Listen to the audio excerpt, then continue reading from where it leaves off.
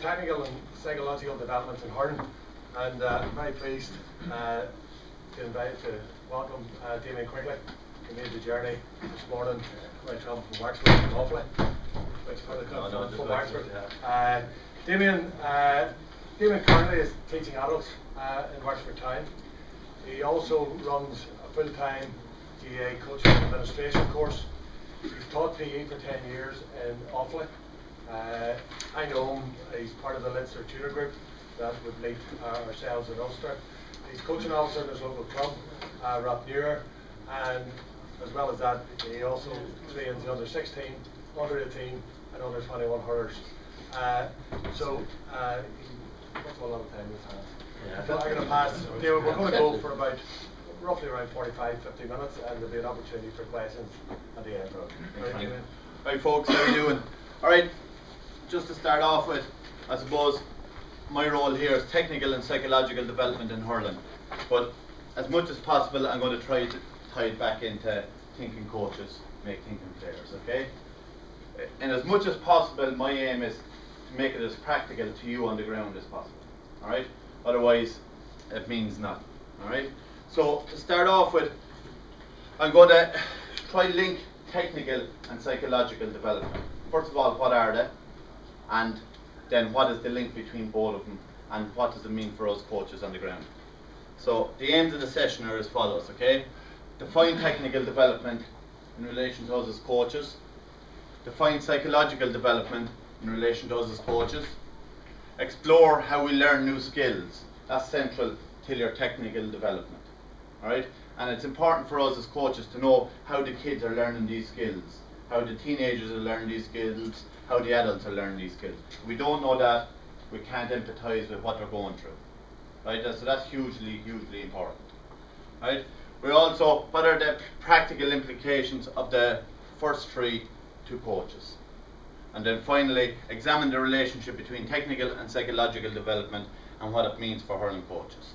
So just to start off then, right, just before we do that, I want 2 volunteers. You take 2 from the front here, any 2 at all. Another one then, right? That's lovely. Right, basically the basis of what I'm going to do today is just the key in the relationship. You might want to get rid of the jacket, I'd say, yeah. The key in the relationship between technical ability and the psychological focus that goes with it. Alright? Basically what I'm saying is, or the message I'm trying to get across today, again, this is my thinking. Your thinking, at the end of the day, that's up to you. If you disagree, that's fine by me. Alright? But my thinking is, the more competent we make our players, the better they are focused psychologically. And we're going to just do a brief demonstration here if we can, right? With the 2 lads. So we have, what's your name? Paul and Sean, right? Nice simple task we're going to give them. All I want you to do is throw and catch, right? And I want you to, are you from the same club, lads? No. Alright, I want you to talk to each other about the club you're from. Away you go. Throw and catch. Star Squeeze in Belfast. Just through the gate. Well set. Oh, Rosa.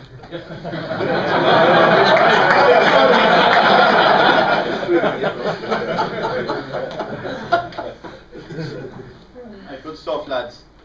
And did it take you long to come up here today? No. No? Shorter than an hour. That's grand. Not shorter than Wexford anyhow. You know? Right, so what we'll do is, there's one, and there's one. Go, keep the 2 of them going, go.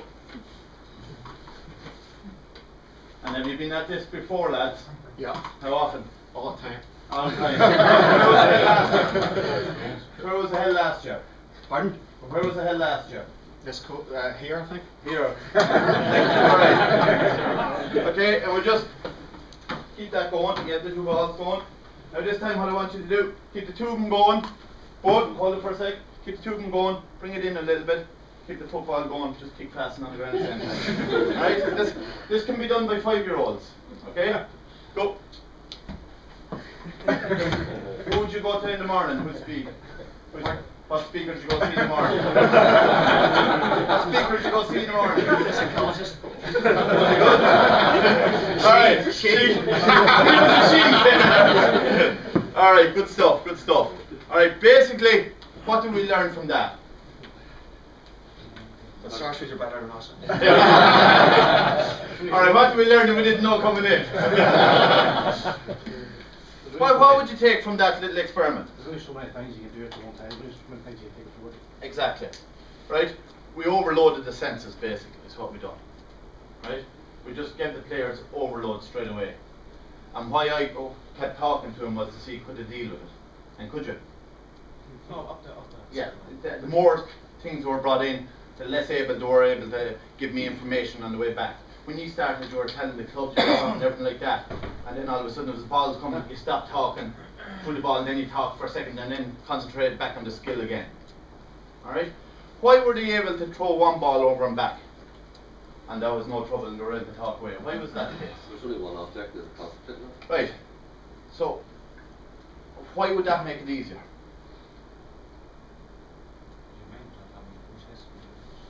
Your mind is not processing, right? Exactly. And both of those lads showed that they were very competent. Very, very competent. In other words, to master that skill of throwing and catching. So they were in a comfort zone. They were in a comfort zone and they were well able to do that. Right? So as we move on in the presentation, we'll refer back to this little demonstration that we've done here. Is that okay? Alright, so technical development is the ability to perform the underlying techniques of the game accurately, consistently, and a match tempo. Alright? I would get anybody here, I'm sure, put a ball in the hurl, what Owen Larkin is doing there, and jog across the room, run across the room, and we'd all be able to do it. Right? You go to the tempo then of an All-Ireland final. Have hurl flying in across you. Now all of a sudden, have we the same ability to do it? Probably not. Alright? The reason that they're able to do it is because of this. Right? It's consistently and at match tempo in their training sessions. Right? What does that mean for us coaches? Got to get our players to that level. Got to get. How do we do it?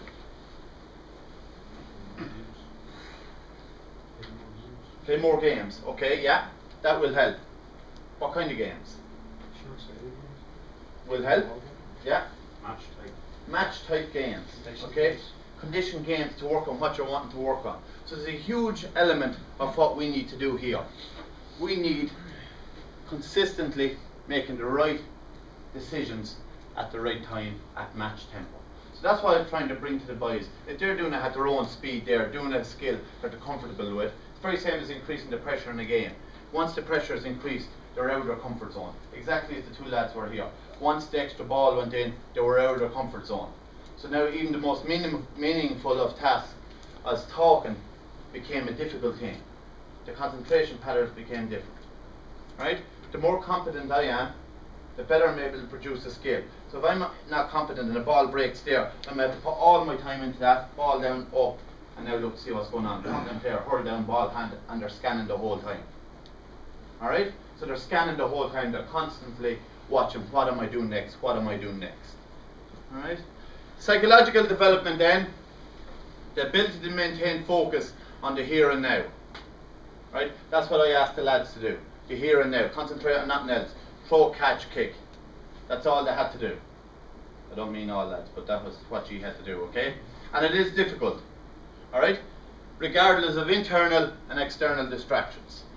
Why did they drop the ball when they showed already that they were well able to catch the ball? Because they had another ball. Another ball became an external distraction, didn't it? The fact that they had to talk became an external distraction. Okay? They were no longer focused on the one ball. Now they were focusing on other things. Very same as a player. Puck and pairs, no pressure. We can all do that. You start putting players in, slapping in hurls or whatever it be. Now all of a sudden, there is external distractions. You're only wanting to perform the very same skills, but have the ability to do it now. That's really what we want to find out. Alright? It requires competence, confidence, and cohesion.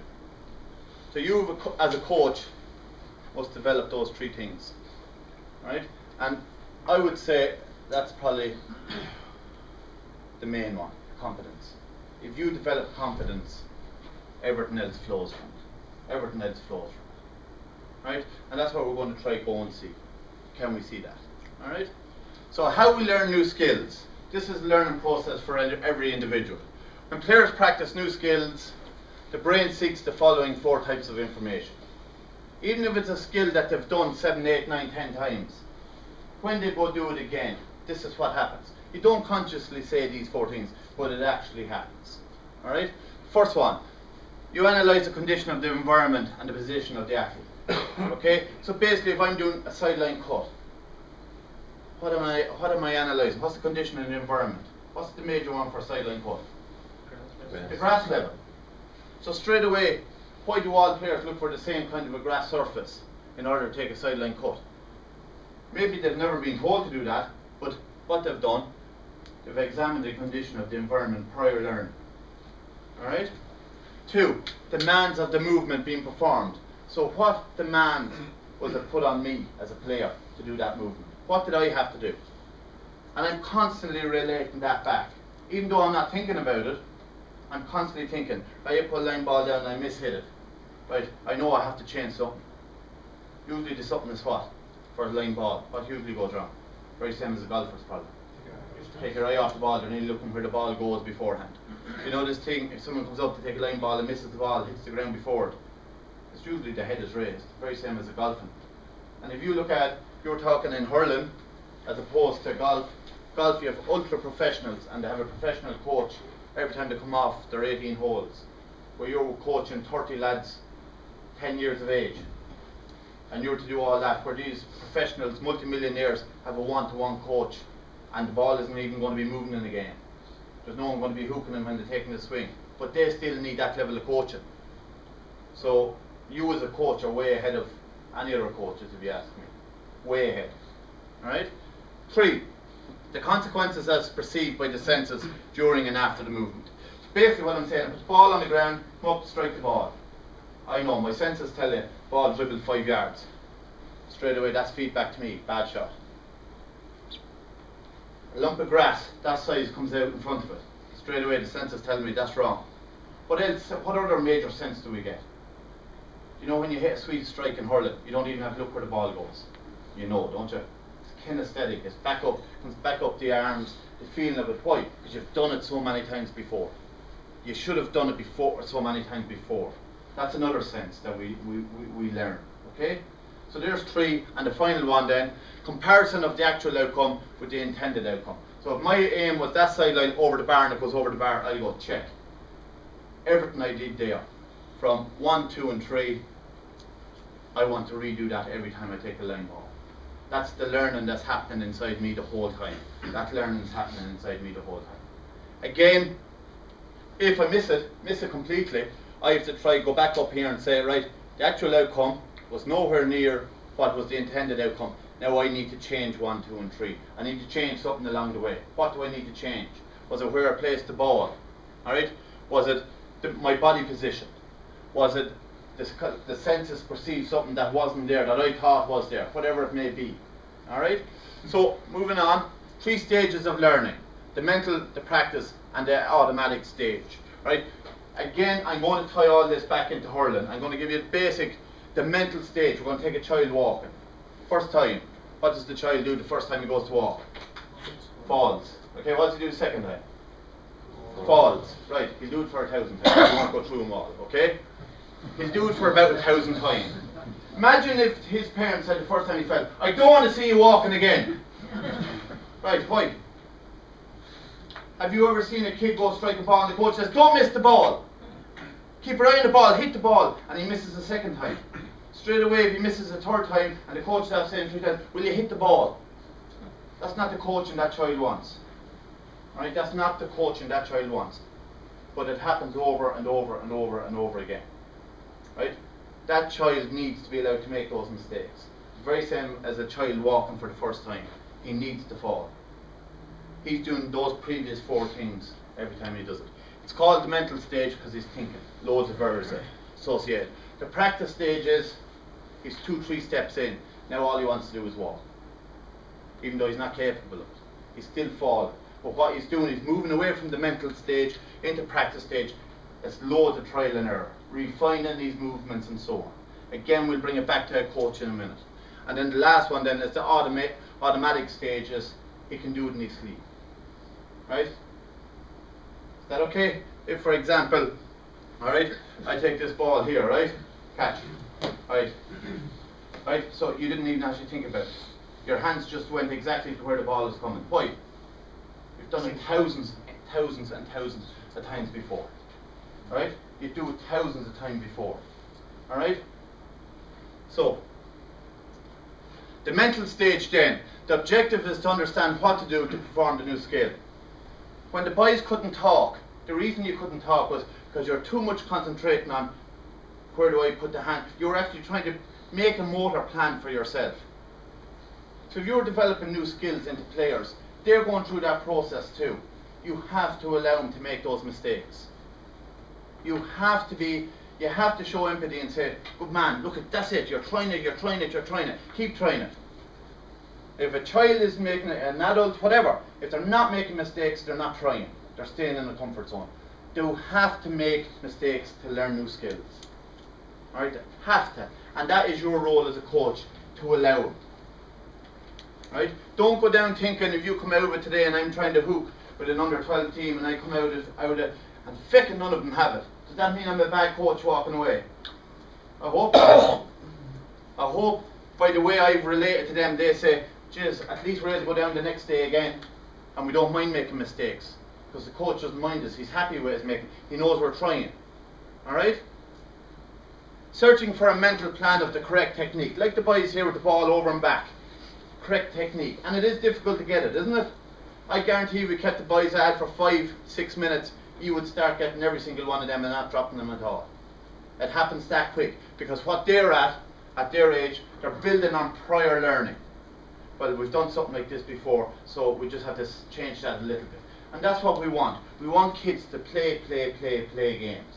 That's what we're looking for. Brain seeks connections with previous activities. So that's exactly what I just said, okay? The red here is the implications for you as the coach. There'll be loads and loads of errors at this stage, but allow them. Allow them. You have to go down to training and say, right, we're doing a complex skill in training. There's going to be loads of mess-ups, but that's what I want. If there's not mess-ups, they're not trying. Right? They're not going to the nth degree that you want. I can get two players to puck ball all day. Warm up, it drives me mad seeing a warm up and two players just pucking lovely over and back and a ball dropping. If they're doing that, they're in the comfort zone. If they're putting the pressure on the person opposite that's going so hard that you just having to react and dropping the ball, they're learning now. Now they're learning. And that's where you want them. You don't want them in that comfort zone that no mistakes are being made. You might have them 2-3 times a week, and that time is valuable. You don't want them in the comfort zone for that hour and a half. Alright, of that valuable time. You want them learning. Okay? The practice stage. More time spent at this stage. So you coach the skill, alright? Back to a role, introduce, demonstrate, let the kids engage in the skill and attending. So they're all engaging and you're attending. This is your role. Let them at them. There are going to be mistakes, a good amount of mistakes, but not as bad as the first stage. So there's less mental energy, more refining, timing of movement patterns. So they know what to do now. They've developed their plan, they know what to do, now they're going about it. Okay? They're going to do what and they're just trying to hone those skills. Like a player striking, say, 12-year-old and he's weaker on his weaker side and he's not striking it cleanly. He knows what to do. It's only a matter of refining that swing. How is he going to get there? Practice. Practice is what will get him there. And let him miss hit shots. He's learning. That message is coming back up the hurl. That what you threw that ball maybe too close to you, too far away. He's learning that the whole time. Alright? Players benefit from visual and kinesthetic. We talked about that. So if he mishits the ball off his weaker side, he knows from where the ball went. He also knows the feel that ball made on that hurl when he struck it. The more you play, the more that feel will become automated to you. Okay? A simple example you'd often see, especially in say rugby, the out half kicking for 3 points penalty. The minute he puts his boot to the ball, he's nearly turned. He knows it's either gone over or he made it back to him. He doesn't even have to look where the ball has gone. Why? That's kinesthetic feedback up the leg, because he's kicked him so many times before. Alright? Next one then. What does it mean for coaches? At this stage, there's less errors. Make sure you attend to your players and give them accurate and meaningful feedback. Alright? As opposed to me just saying, no, that's wrong. That's rubbish feedback. I might as well open the bin and fire that away. Child doesn't want to go home with knowing, after being told 6 times tonight, no, that's wrong. He's craving information off you. To most people, the coach is the person that should have all the answers. To all the players, that's your role. Even if you don't have them, bring in someone that has it. Right? A skill that you're not sure about yourself. Get someone that is sure. There's no weakness in that. It's better get someone that is sure in telling you what you need to know, as opposed to me telling you what I think will shut you up. And that happens too. Okay? Make sure you give feedback. It's not enough to rely on their own visual and kinesthetic. At this practice stage, you're constantly spotting and fixing. That's your role. That's your role as a coach. Allow them make mistakes, but spot and fix the whole time. Alright? The automatic stage then, skills can be performed without thinking. Alright? That's going back, just throwing and catching. That skill was performed without thinking. Right? When I threw the ball here, you just caught it. You didn't have to think about it. It's automatic. Right? That is where we need to get all our players in as many skills as possible. The automatic stage, because it allows more time for doing other things. Maybe summing up where the defence is, whereas my players, my decision making process, it allows me to do that if I have most of my skills in an automatic stage. Yeah? Alright? Allow players concentrate on other areas such as tactical and mental preparation for the game. Even if players perform skills purely during a game, it may be a result of other factors such as anxiety, etc., and not that they haven't mastered the skill. And that's an important thing. So you were after spending time and you have these players absolutely flying in training and they're very good on the skills and they've mastered it under high pressure, high intensity in training, then they go out in the game and all of a sudden they flop. It might not be down to that they haven't mastered the skill, okay? It mightn't be down that they haven't mastered the skill. It could be anxiety, which links back to your psychological focus. So there is a link there. There is a link there. So that is something, if you were aware that, yeah, they are fairly on the ball with this skill, and you know that from your own coaching experience, and then go out in the game, they can't do it, it doesn't mean that they haven't mastered the skill. There could be other things at play, and just to be aware of that, okay? So here we have difference in attention demands of a novice and a skilled athlete. The very same skill was performed for this research, okay? The very same skills was performed, okay? It's carried out in 2007.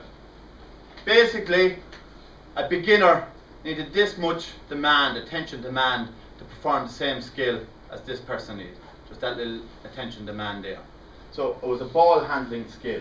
So with practice, you could be as skillful as a beginner, which left you all this other time then for planning, monitoring defence and monitoring offence.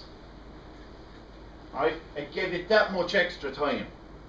You look at what's hurling about. It's a dynamic game, it's changing the whole time. You can't do, right lads, we're going to do a training session that's going to murder the match. You can't, because things happen. What you can do is develop the player's ability to think on their feet.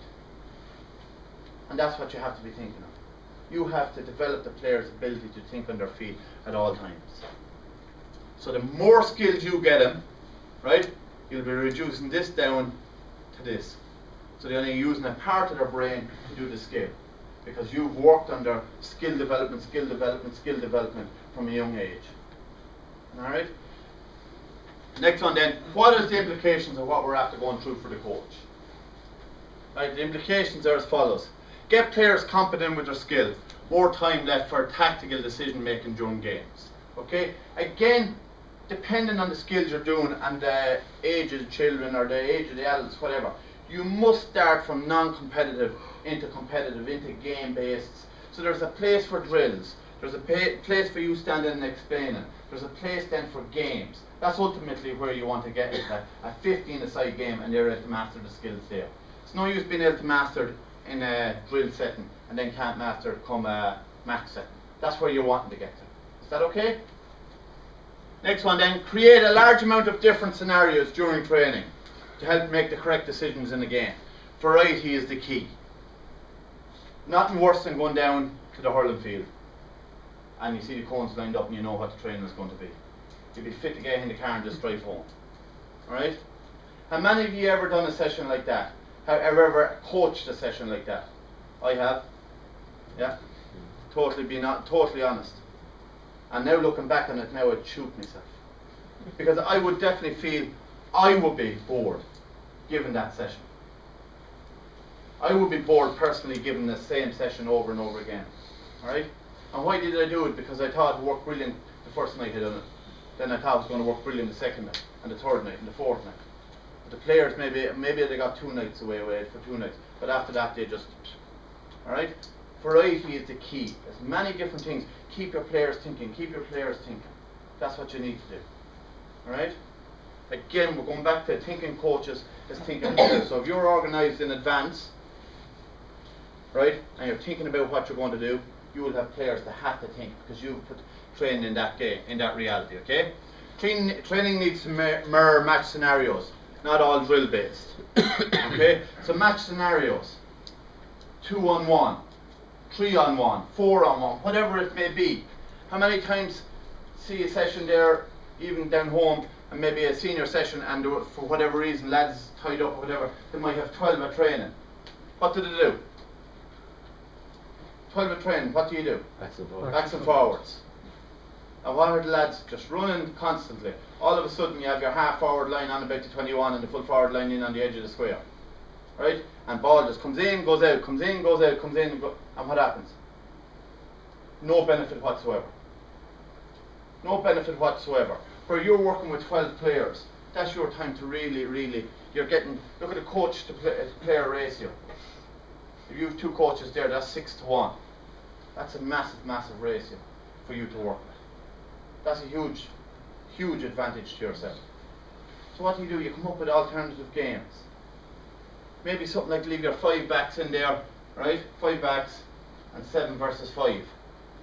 First 2 start with a ball on 65, head off in a solo. So 7 versus, how are the 5 going to cope with the 7 coming again? Change it around the other way around. 7 backs, 5 forwards. It's all there, but the only way it'll work is if you've thought about it prior to coming down to the field. Right? Putting in the time and the effort beforehand. What does the back do when he gets the ball? Does he just drive it out the field? More than likely, yeah, and backs and forwards. Where do you drive it? As hard as you can. Alright? Why not give them a scoring option? Why not give them a scoring option? Simple thing is 2 circles on the ground out the field, on the 45, or a bit of no man's land. So when you have the defenders coming out, they have to clear the other half back line. That's what's happening in hurling. The strong players along the half back line to win ball coming out. So make that no man's land. You can only clear a ball if you're able to get past no man's land. So what do you have to do? You force the players, the defenders now to come out and pass 3-4 passes to get to the man that's able to drive it 60 yards. If you can't drive it 60 yards, you can't clear it. So if I'm under pressure, I'm not looking for the 60-yard clearance, I'm looking for support and an offload. Thinking of what you're going to do in advance. That's what you have to be doing. Alright?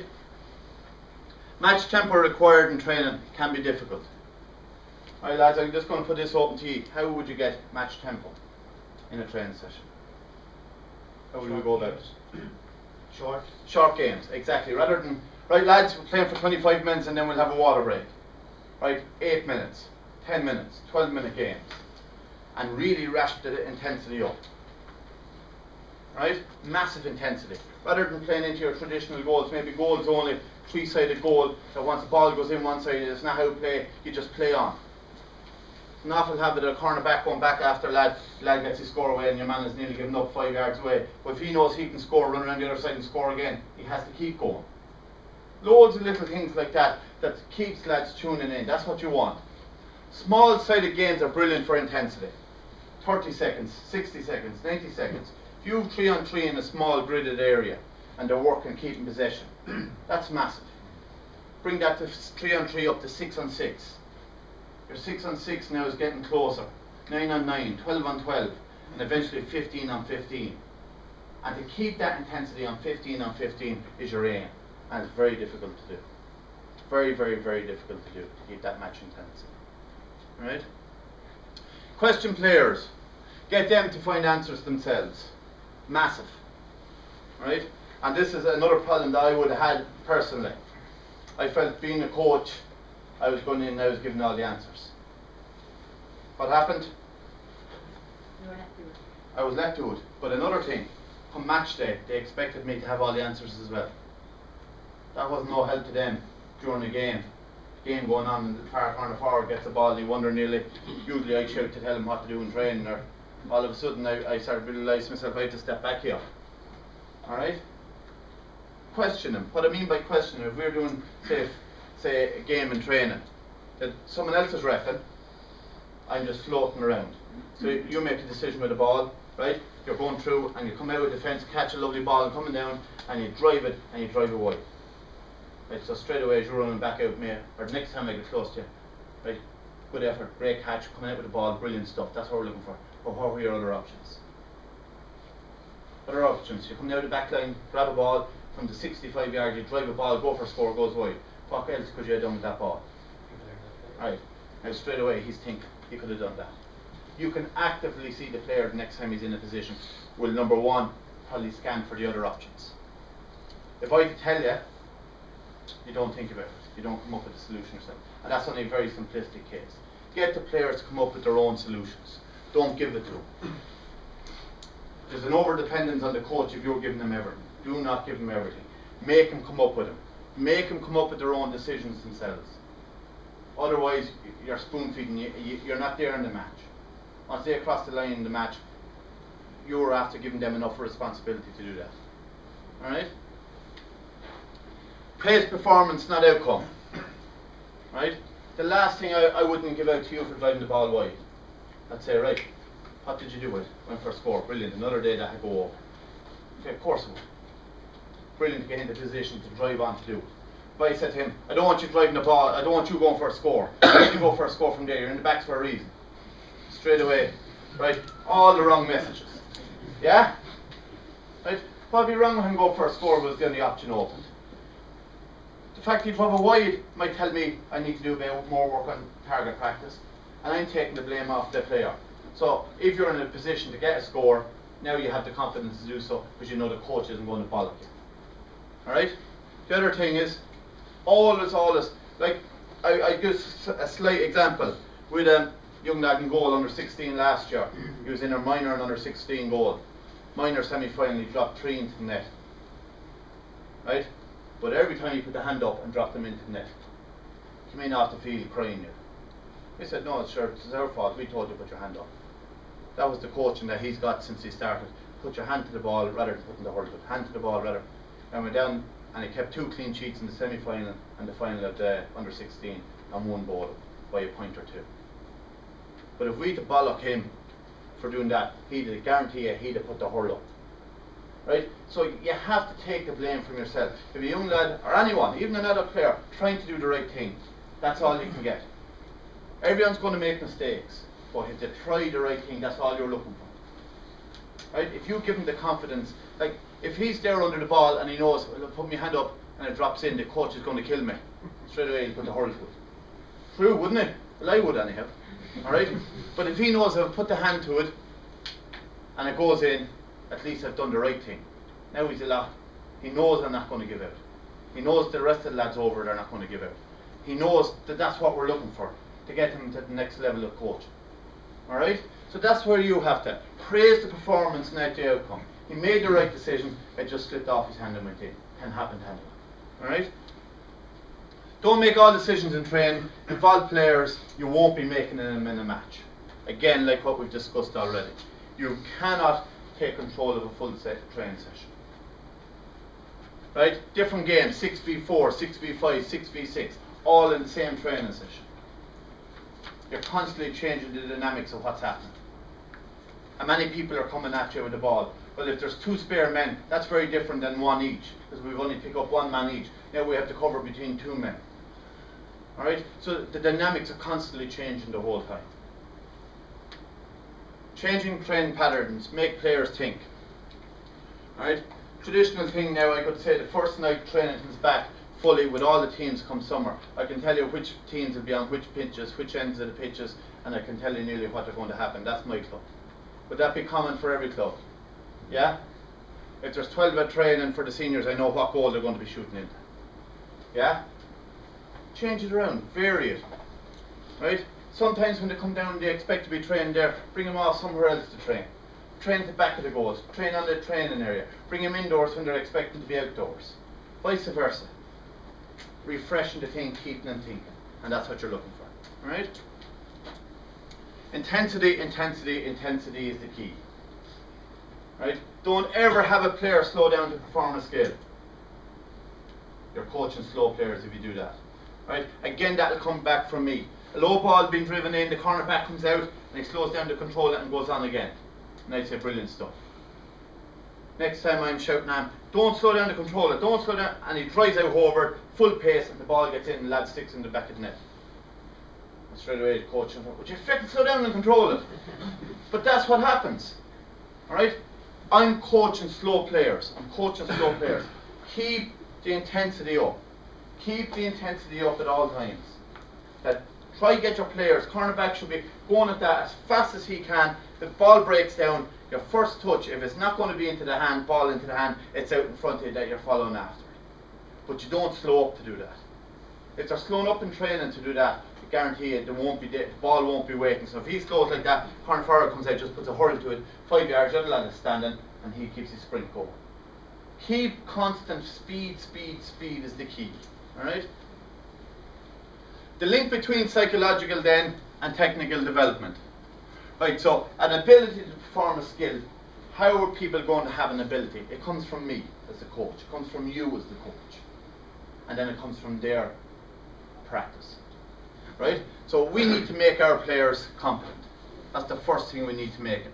And the only way we'll make them competent is by what we do in our coaching sessions. Competent players become confident. So if I'm confident that I'm able to do these skills, well, I'm confident I'm also able to do them, yeah? Right? But if I haven't the ability to do the skill, I'm not going to be confident going out in the game. Alright? Confident players have a huge level of concentration. Alright? Take Henry Shefflin, the year he stood up to put the penalty or the 21-yard free, the All-Ireland final. High level of competence, yeah? I know we're going to the elite level now. High level of competence. That gave him confidence that if he knew, if he rose the ball properly and made good contact, there was a good chance that was going to the back of the net. That was a good chance. And in other words, if Cummins or whoever was on the line for Tipperary stopped it, fair juice to him. But if I do my part right, there's a good chance that the outcome I'm going to want is going to be there. So a huge level of concentration, not necessarily to the head, only rising that ball and making the contact. The outcome never came into it. Never came into it. It was just down the performance, down on the ball, concentrate on the ball. So he was had ability to concentrate totally because of how confident he was as a player. Concentrated players then are totally in control. They're in control of their own learning. They're in control of themselves on the field. It's not like a player that's not able to hurl another player and they're not up to it and their job is nearly trying to stop the opposition playing rather than being in control of hurling their own game. Alright? Players in control are committed. They're committed to the basically training, lifestyle, everything it is to do with playing the game. And finally, committed players consistently perform the skill. So it links straight back up that consistently perform the skill, ability to perform the skill, comes back to me as coach. I have to be able to coach. Right?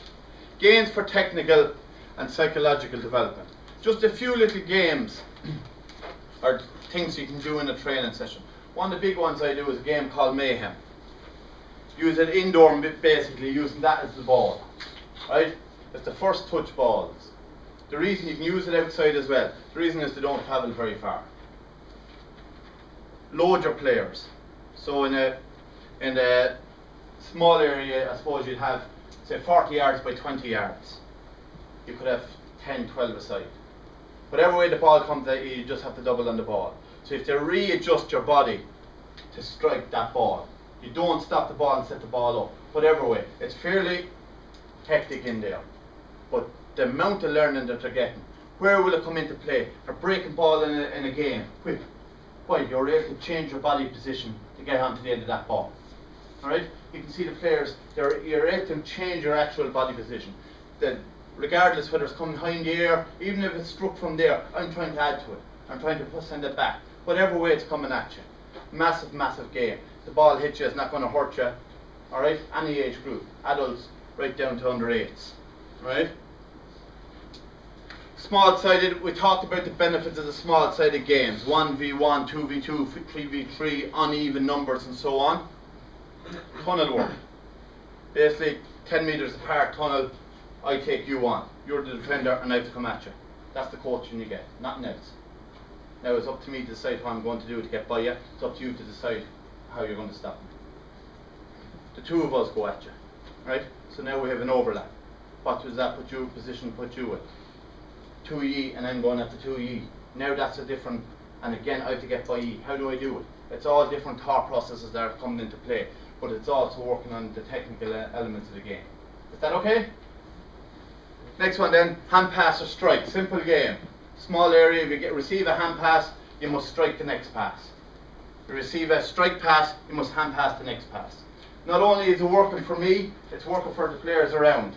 So if I receive a strike pass from 40 yards and there's no one within a rope ages of me, it's up to my players to make sure they get to me, because I have to hand pass them a pass. So there's no use running away from me. I need you close to me. So players have to be thinking the whole time. And it's only throwing in extra conditions into games that you want. Alright? Chaos. The last thing I'd say about games and so on, have as much chaos in your training sessions as possible. Don't have them that you're coming down and outsiders looking on and say, jizz, and they're flying it, they're going from cone to cone to cone to cone. Jizz, some pattern, look at the pattern, isn't it brilliant? And sometimes we won't do that. Why? Doesn't happen in a match, yeah. But one of the big reasons I'm not going to allow chaos in my training is because it makes me look bad as a coach. Someone comes in and looks and says, sure, Quigley hasn't a fucking clue. Look at them, they're running around like hooligans. But they're not. They're learning. But that's the truth, they're learning. They're learning. They're dealing with something they haven't seen any other evening. They're running at it. A warm-up usually a warm-up consists of 2-3 lads with a ball between each other around, make a sort of a grid between the 21 and goal, and that grid sort of. And basically what it is, you run all over the place and just drive the ball at each other. So 4 in a group, you can drive the ball at any of the other 3 at the group. Right, 30 seconds up to high intensity, back down, and this kind of carry on. Just change and change and change. Because in 2 minutes time they don't know where the ball is going to come from. You know what I mean, once you start the match. But the most chaos that you can create in training. But you can't walk down to the field and just say, right, we'll have chaos now. Chaos will also happen if you don't prepare your session, but that's the wrong chaos. Prepare your session for chaos. Allow chaos. Alright? So conclusion then, both technical and psychological development cannot be seen as separate entities. They go hand in hand. Right? I hope I've shown that to you, that in order to develop the psychological side of it, you need to have the technical side in advance, to give yourself the alternative, to allow your players to be thinking. The better they are at their skills, the more time and the more energy they're able to spend on the psychological side of the game. Players learn from doing. Let them at it. Your job is